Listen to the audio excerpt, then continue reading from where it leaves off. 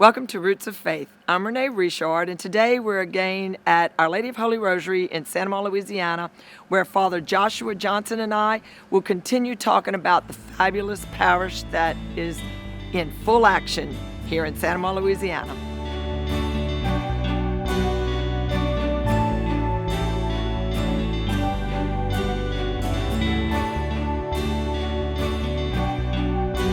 We're here today with Father Joshua Johnson, pastor of Our Lady of Holy Rosary Church here in Santa Monica, Louisiana. And we were here last week, and we had an opportunity to learn about the parish and this physical church. And really, there's so much going on here in the short 2.5 years that you've been here. It's been crazy, yeah. So just to recap, you've been here, how long is 2.5 years, pastor, and it's been beautiful. And your vision, you have the vision. You give it to your staff and your community, and they run with it. Yes, they implement it. Yeah, I cannot implement a thing. Yeah, so and the way the vision comes about really is through listening to God, but also to the people. Again, I think I mentioned last time, Father Tom Ranzino, he encouraged me to do house blessings when I was sent here.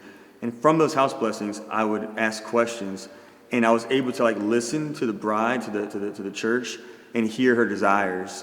And then take those back to Jesus and say, okay, God, how can we make all of this happen for the good of these people's salvation and their walk toward eternity?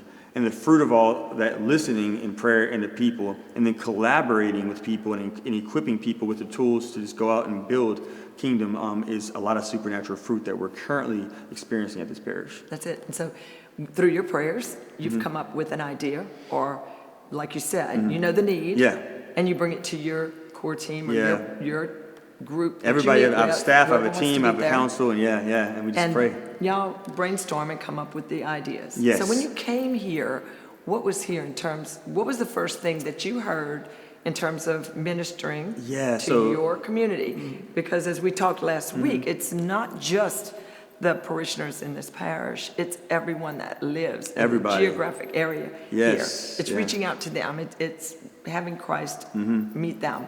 So there were two things that stood out the most. One was these people who had been devastated by the flood. It's true. They were so grateful for all the people throughout the Diocese of Baton Rouge who helped them, who came through and supported them and helped them to rebuild their homes and get back into their homes. And so they were so grateful, and they said, we just wish we could help people too now.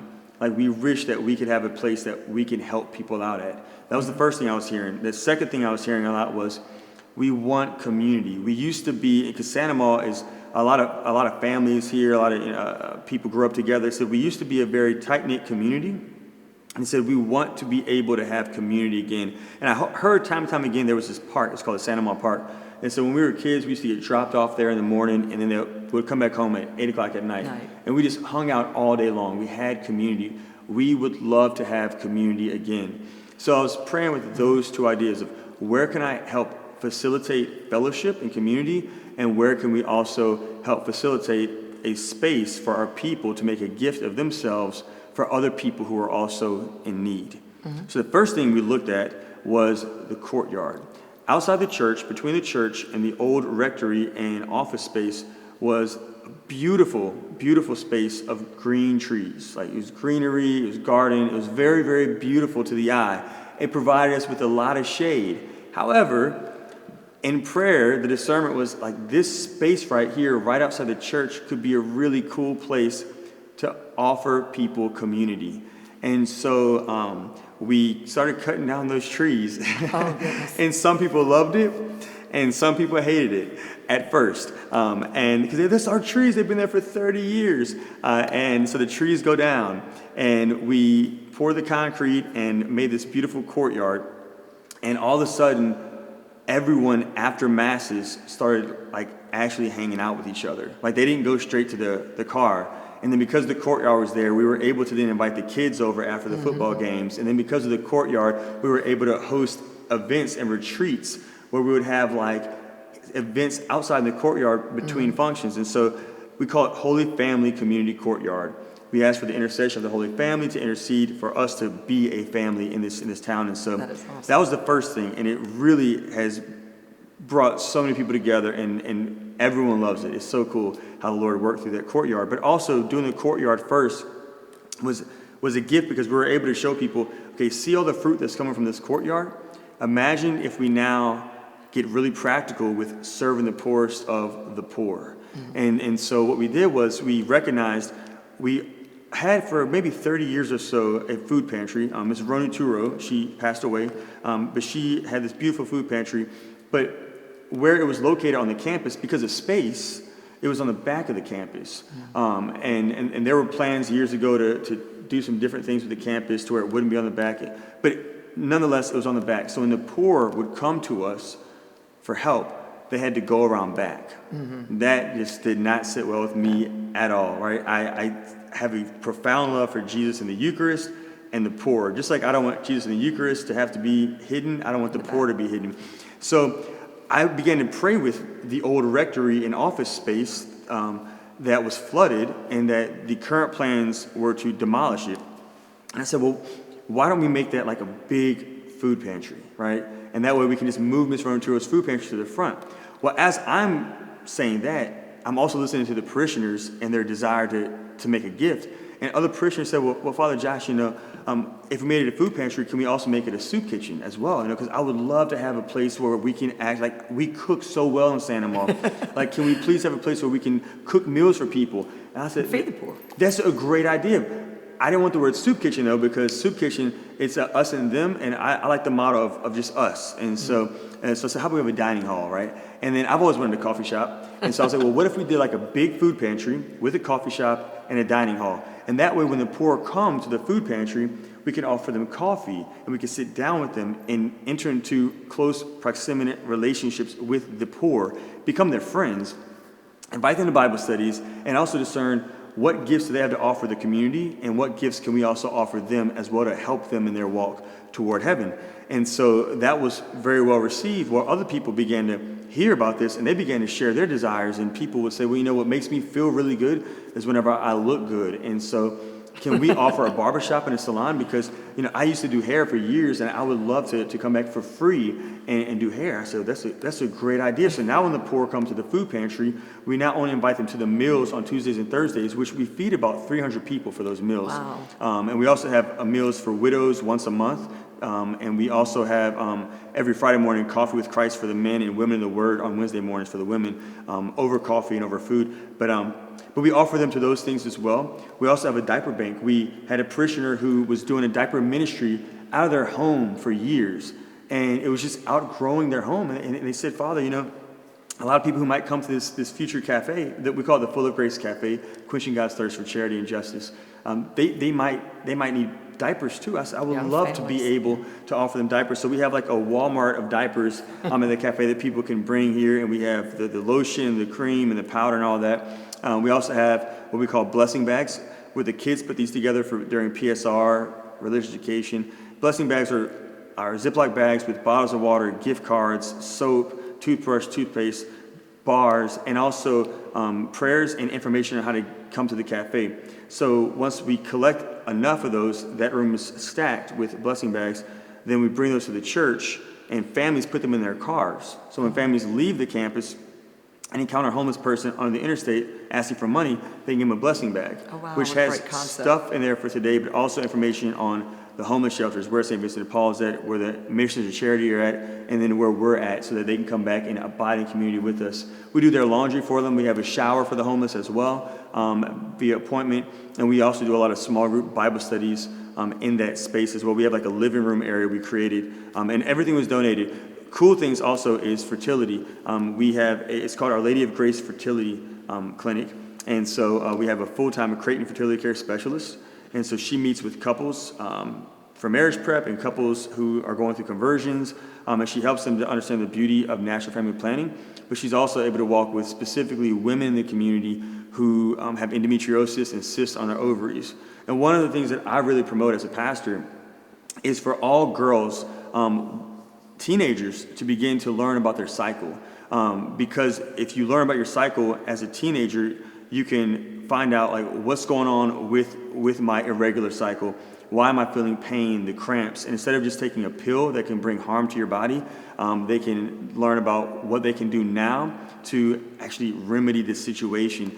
And with that, I promote this ministry. It's one of the most important ministries on campus, so much because it also helps people learn how to communicate with each other as well. If a husband can learn about his wife's cycle, right? If he can learn, because your cycle comes, and the week before your period is when the woman feels the pain. If a husband can know that when it's coming because he's charting with her, then he can know, all right, look, this is the week that she's already going through pain. I'm not going to mess with her. Right. I'm not going to annoy her, right? It helps to foster and alleviate a lot of drama in marriages.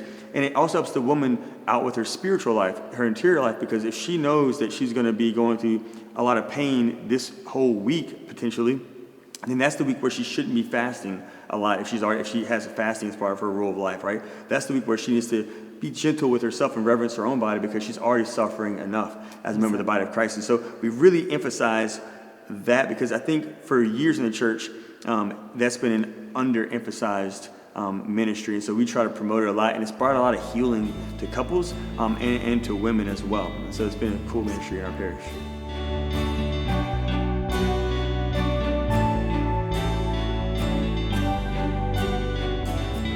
Everything we've been talking about, all these different ministries really are cloaked under this cafe, Full of Grace Cafe. Yeah. Because they're all parts of it. You visit this one facility, and these are all your options. These are all your avenues to help you. Yeah. So there's even more of that. Different people are going to be drawn to Jesus and the Eucharist by different things, right? So we just want to offer, and it's cool because it's all parishioner led. The parishioners literally do everything. Like this is their work. This is them. And so one of the other cool things that we offer here is on some Friday nights throughout the year, specifically for Lent this year, we offer a praise and cafe. And so that's where we have praise music at late at Friday night in the coffee shop. It's just a different feel to have like a super small, intimate setting for praise.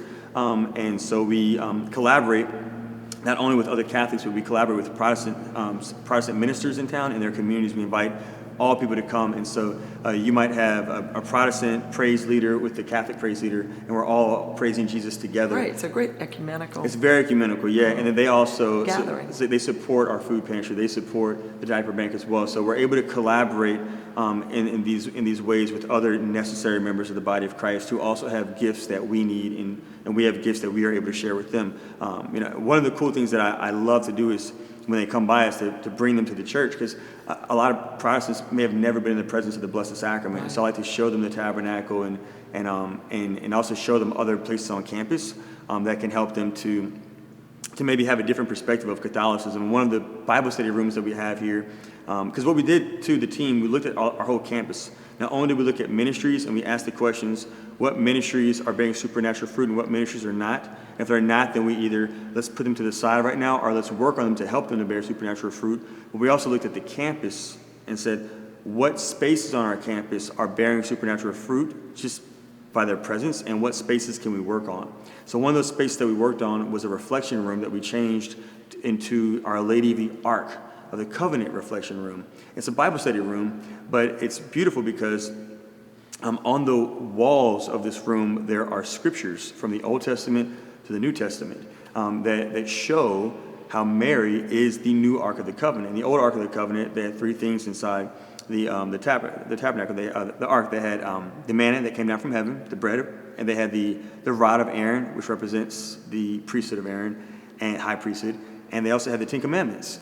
And so in Mary's womb is Jesus Christ, right? When the angel Gabriel invited her to be the mother of God, she says yes. She now has Jesus Christ in there, and Jesus is the bread of life. Jesus is the Word made flesh, and he is the high priest. And so we have scriptures from like Samuel and Luke that show how when the Ark of the Covenant went to visit David in a town called Judah for 3 months, David said, "Who am I? How can it be that the Ark of the Lord will come to me?" And then he danced and he leapt. When Mary, this new ark, goes to visit Elizabeth in a town called Judah for 3 months, Elizabeth says, "How can the mother of my Lord come to visit me?" And in her womb, John the Baptist leapt and danced, right? In the womb. So it's the same thing happening.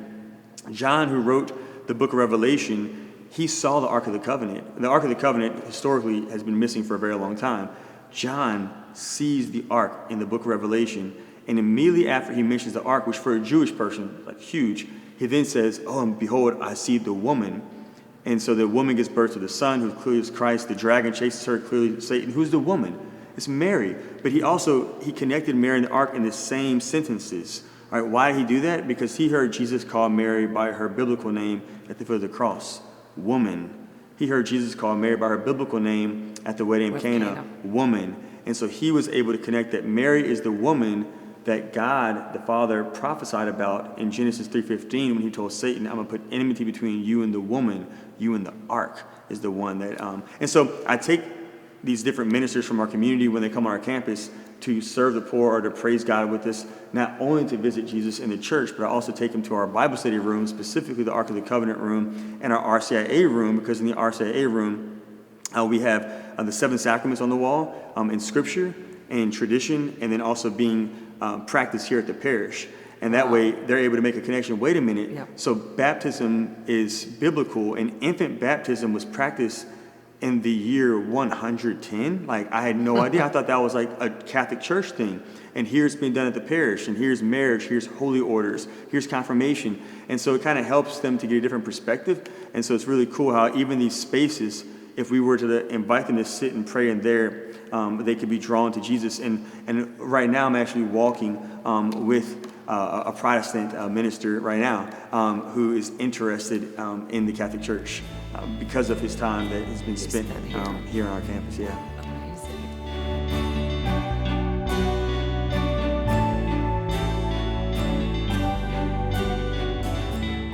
Everything we've been talking about really falls under the cafe, Holy Ghost Cafe, and how it's branched out in every direction, including the evangelization that's taken place among, the other faiths in the area. Yeah.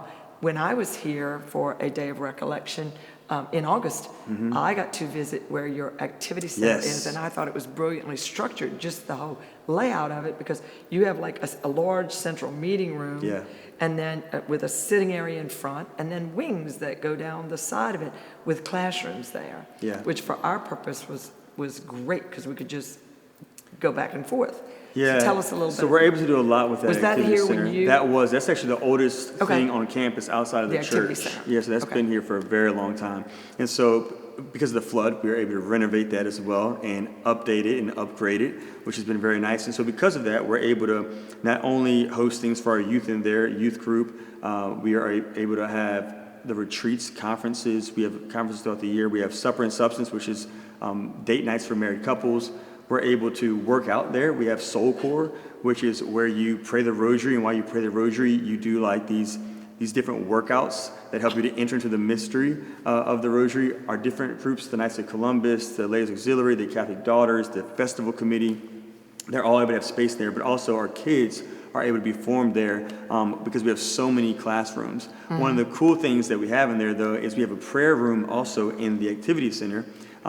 One of the classrooms was transformed into a prayer space, and the parishioners are just so beautiful. So what we have is during the Wednesday PSR, CCD, religious education, whatever people know it by, we have a group of parishioners every week who commit to interceding, to praying the Rosary, Divine Mercy Chaplets for all the students and their catechists. Wow. And that way also, if a student is going through something at home, because we all have broken families, we all have a lot of mess in our lives, that student can then go and spend time with them and pray with them, our prayer ministers, during PSR, to kind of just help them to see where Jesus Christ is at in their life.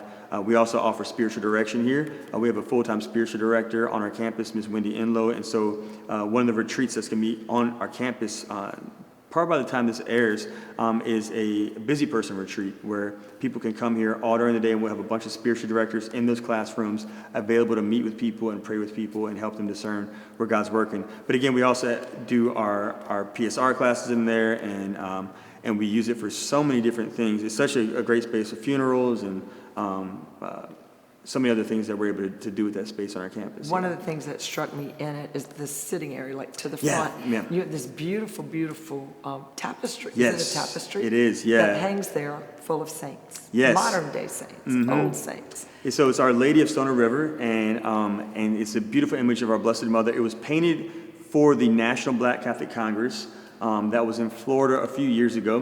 One of my friends, I think, had the inspiration, and then the artist, his name is Enzo. He painted it, and it was unveiled at this Congress with all the Black Catholic leaders in America, as well as the world. Cardinal Turkson was there, and so it's a beautiful image of Our Lady with Jesus, and they're both Black, which is very beautiful to see, because in most churches that you go to, you see Mary and Jesus, they're blonde hair and blue-eyed, which, I mean, historically, they weren't blonde hair and blue-eyed, and so this is a beautiful depiction of them as Black, and on their sides, there are two angels. There's one angel that's holding chains from slavery, from the years that Blacks in America had to endure that evil.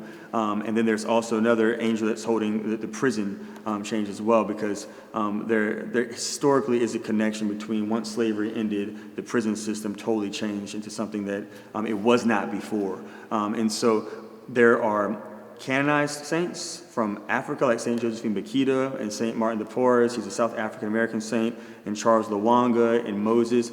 But there's also the candidates for sainthood in America: Honoré de Lille, Father Augustus Tolton, Mother Mary Lange, Julia Greeley, Sister Thea Bowman, Pierre Toussaint. And there's also, in addition to the saints from Africa and the saints in America who are on their path right now, who's actually had their causes of canonization open up currently, there's a bunch of other notable African Americans who are known by many of us in America, but whose causes have not been open, like Father Cyprian Davis. He's a Benedict monk who is just a powerhouse of knowledge when it comes to the Black Catholic community in America, and so many others as well. And so it's a beautiful image of the body of Christ, looking a lot more diverse than it normally is in most of our churches. Excuse me. It is. That's how I remember Mother Drexel, St. Catherine Drexel, in the forefront of it. But one of the newest additions that you have is actually there, because all of this is based on donations and money coming in. But the money coming in may not be sustainable. Yeah, so how do you keep this stuff going, right? So how do we keep it going? So we have the Sacred Arts and Gifts of Jesus and Mary. It's part of the Full of Grace Cafe. It's a ministry that is directly connected to the cafe in the courtyard as well. And so the gift shop, all the proceeds go to the ministry for the poor. It doesn't go to anywhere else in the church. It goes to the poor and in the community in the cafe. And so in the gift shop, you will find things like Bibles to help people pray, because one of the things that we try to emphasize too is the domestic church. Right? You want your home to be a sacred place where you can encounter God's grace. And so in the gift shop, we have Bibles, we have beautiful artwork that can set up a prayer corner or a war room closet, or there's a little prayer space in your home somewhere. We have crucifixes, we have the blessed water bottles and blessed salt jars. And you even have jewelry. We have jewelry and statues for the outside. That way, so you can have a sacred space to encounter God through prayer with the Bible in your journal, your prayer books. Then you have like the T-shirts to go out and like evangelize in the community, hats, veils, etc. The jewelry that you can like evangelize with. People say, "What's that?" "Oh, this is a cross. This means," or "this is a Benedictine medal." You can evangelize with that, and just as well as stuff that you can grow in your understanding of the faith. So we have catechetical information there as well, catechetical books, and we have things for kids, adults. But again, all the proceeds not only will help you grow in your relationship with Jesus personally, but it supports the ministry to the poor. It's run by volunteers. It's run by the parish. It all is coming to the parish for the poor, and so it's really beautiful. It is, and what people may not understand is that there's, plenty of our parishes do have gift shops. They'll sell rosaries and some prayer books for the sacraments that their children and their grandchildren are going to make. But this is a full-fledged store. It's not a large space, but it's very beautiful. small, So living in the community or not living in the community as myself, believe me, after visiting here, it's like, I need a baptism gift, or I just want a gift for a friend. Yeah. They have something of everything. And look at the cause it's going to. And can I share a glory story recently? So I had a parishioner come here to go to the gift shop recently, and the gift shop on Tuesdays is open from 12 to 8. Okay, so she gets here like 11 something. So she was kind of early, so she hung out in the courtyard with her son, because one of her friends wanted her to get a rosary for her. Well, she then walks into the cafe to go drop something off, and she notices a group of people praying with somebody. What happened that morning, because of the cafe's presence here, one of our parishioners was at the grocery store that morning. There was a homeless woman in the grocery store, barefoot with the baby, looked really like she was in just a bad place. Because we have a cafe, she was able to invite the woman to the cafe so we can take care of her. The woman agreed. So she brought the woman and her baby in her car to our Full of Grace cafe.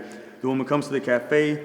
We get her food in the food pantry. We make her a hot meal, get her some coffee, get her baby diapers. All those things are taken care of. Then we offer her prayer. So the ladies and the deacon in the cafe began to pray with the woman. As this is happening now, the woman who was coming for the gift shop walks into the cafe because the gift shop's not open yet. It opens at 12. They invite her to come pray with us. She goes to pray, eyes closed. She has no idea what she's even praying about. Opens her eyes. The first thing she sees is barefoot, these dirty feet. That morning in her personal prayer time, she was praying with the image of feet. And so she took off her shoes and her socks and put them on this woman. And then she began to walk around barefoot the rest of the day because she gave her shoes away. What an amazing story. All that happened because the gift shop was available to get a rosary for somebody to pray, and the cafe was available to serve the poor. And so God's kingdom, it's like that kind of stuff happens every day here. It's so cool. And that's amazing, and that's what's worth seeing here when you come. But again, it's that trickle effect. Yeah. And it's your vision and your parishioners going out there and executing what you have in mind to accomplish that. Yeah, it's God's plan. It's all His work. It's just His stuff, and so we're just glorifying Him. But my experience too is that this place, you do get tour buses that come here, and you have sponsored diocesan programs here, because that is how I learned about it. I came for the day of reflection on the African Americans on the path to sainthood, and the for wine sainthood. conference we hosted here, and so we definitely want to make this place. It's not just for us. Like the stuff that's happening here, we want to share it with everybody. And what's interesting is this is a rural area. This is a very rural area, so it's not like you're in the city.